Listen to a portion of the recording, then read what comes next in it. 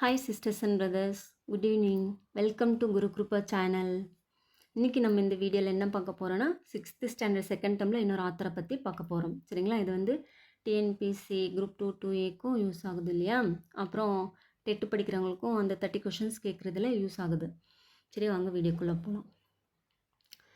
இன்றைக்கி நம்ம பார்க்க போகிறது வந்து ஃப்ரம் எ ரயில்வே கேரேஜ் போயம்க்கு.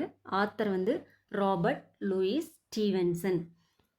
அவரோட ஃபுல் நேம் வந்து ராபர்ட் லூயிஸ் பால்ஃபர் ஸ்டீவன்சன். சரிங்களா? பார்ன் டேட் வந்து எப்போ பிறந்திருக்காருன்னா 13/11/1850. சரியா? நவம்பர் 13 தான் அவர் பிறந்திருக்காரு, 1850s. அப் டு வந்து December 3, 1894 வரைக்குமே அவரோட பீரியடு எண்ட் ஆகுது. சரிங்களா? இவர் வந்து ஒரு ஸ்காட்டிஷ் நாவலிஸ்ட்.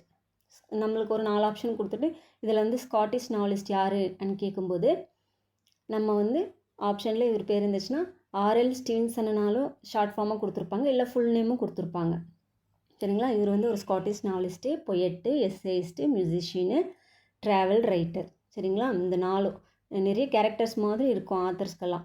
அப்புறமா இவர் வந்து ஒரு 4 இம்பார்ட்டண்ட்டான ஒர்க் வந்து எழுதியிருக்காங்க. இவரோட ஒர்க்ஸ் என்ன ஃபேமஸான ஒர்க்ஸ்னால் Treasure Island, Kidnapped, Strange Case of Doctor Jekyll and Mister Hyde, A Child's Garden of Verses. இவர் எழுதியிருக்கிற இந்த 4மே வந்து ரொம்ப ஃபேமஸான ஒர்க்கு.